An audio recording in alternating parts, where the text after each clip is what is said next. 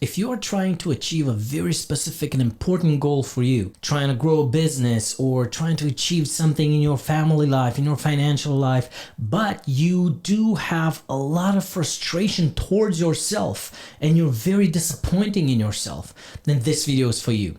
My name is Aristotle Daskal and I help people fulfill their destiny.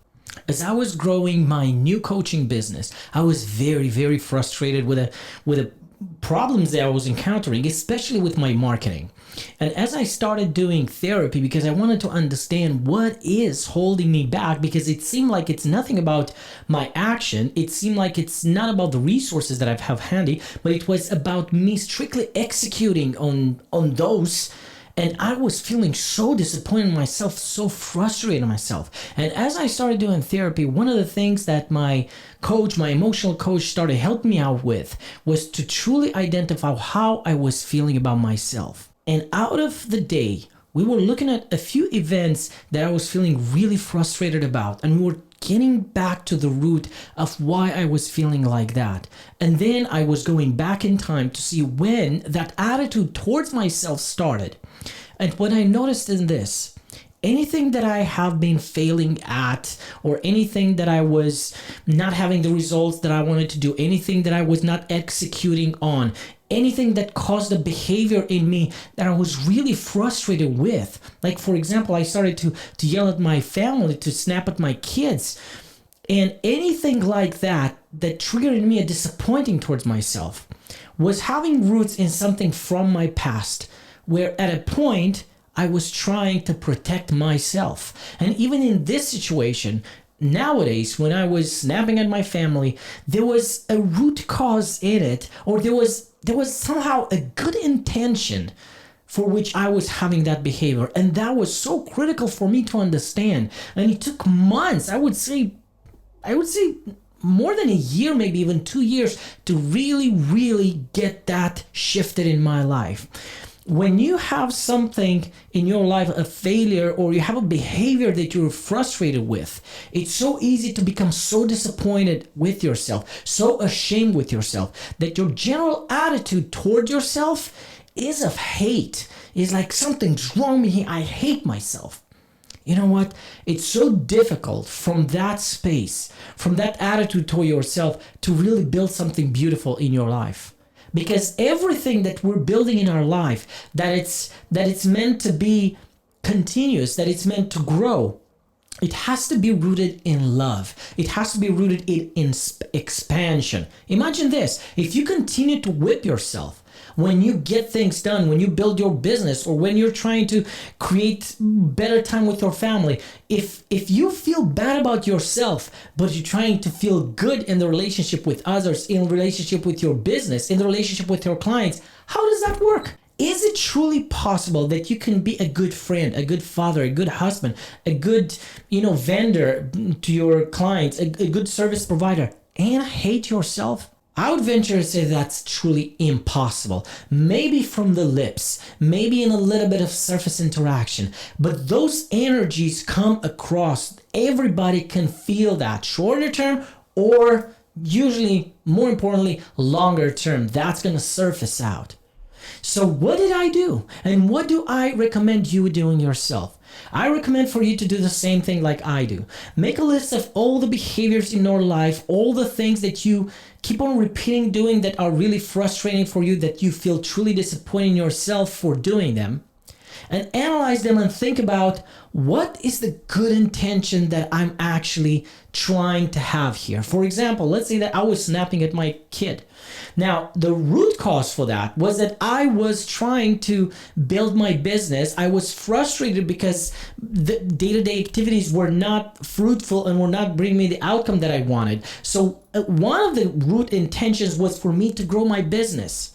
When I know that I was snapping on my kids, but my intention was a good one, was to build my business, I could put the hand on my heart and say, I'm grateful that I'm trying to do this. I appreciate myself for trying to do this. And then I would be a little bit kinder to myself, because I know that I'm in a difficult spot. Now, another reason why I was snapping at my son, for example, I was looking at what he was doing, and I was noticing that, I don't know, he didn't do his homework, or he spent too much time on games, or he was lying to me of various things, and I was snapping at him. And another reason was that I didn't want him to become a bad kid. I wish he will not develop a behavior of lying. I wish he would spend his time wisely, and to grow into important things into his life, and to have education time instead of only gaming time. So my intention was noble. Do you see that? And I'm sure that if you look in everything that you do, you will see that it's rooted into a good intention. Instead of judging yourself harshly and hating yourself and being disappointed and ashamed in yourself for your results and for the things that you do, I would urge you to rather look at the root intention that in that context, within the context that trigger those results. Look at the root intention, and you will see that it's something noble. It's because you want to protect yourself. It's because you want to bring stability in your family. It's because you want to grow your you want to help your clients. Yeah, sometimes maybe you're being a little bit rude with them, or you're a bit snappy with them, but notice if it's not for original good intention. For making more money for your family, to care for them. For maybe you lose your patience with your customers because you really want them to succeed. So do this thing. Analyze that, and you will see that you have a deep, good intention. And here's what I developed. I developed a mantra that helped me, and I say it every day now, and helped me really understand that I am the most important person in the world. How I see myself changes how I perceive and act on everything.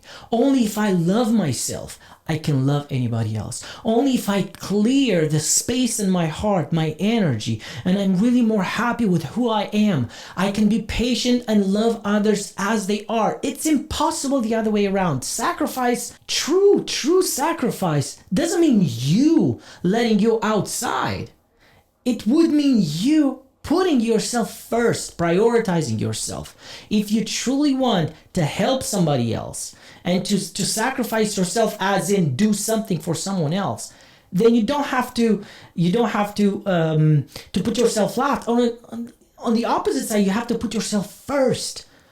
Only from the abundance of what's in your heart is going to be everything else that you put out there. So take care of yourself, and try to say this mantra whenever you do, at the end of the day, looking back on the day that you had, especially if you're upset with you about something, try to say these words. Say, "You're doing great. I'm proud of you. Thank you. I love you." You as your higher self, as your true self, as the infinite perfect being. And you're talking to this self that is here in the middle of the mistakes, and in the middle of conditioning, in the middle of limiting belief, and you talk to it like with a child. And you appreciate it for all its struggles, for everything that it's doing. And you have that love towards yourself. So when you do mistakes, think about you like a little child. How would you talk to a child? How would you talk to your little child that falls when he's trying to learn how to walk, and he's crying because he lost something? This is how I want you to talk to yourself. Remember this. Only to the extent of how you feel about yourself and how you see yourself, you can see others. There is no way that you can help others and love others more than you love yourself. Didn't you notice sometimes that you're snappy with someone because you're snappy with yourself? That you're acting nicely with someone because lately you felt good about yourself? And there's a saying that our behavior with other people is just a mirror of our behavior with ourselves, and it's very, very true. But the way that other people position themselves towards us, how they behave towards us, it's something that we attracted from them, because of how we present ourselves to them. So the more love you're going to have in your heart, the more love you're going to be able to put out there, the more appreciation you're going to be able to put out there, and the more the world, the universe is going to respond back in a way aligned to that. You want to change your life? You want to have a more beautiful life? You want to achieve your goals? You want to manifest an amazing life? Have love for yourself, which is going to put love towards others, which is going to respond back with a new reality aligned with your love towards yourself.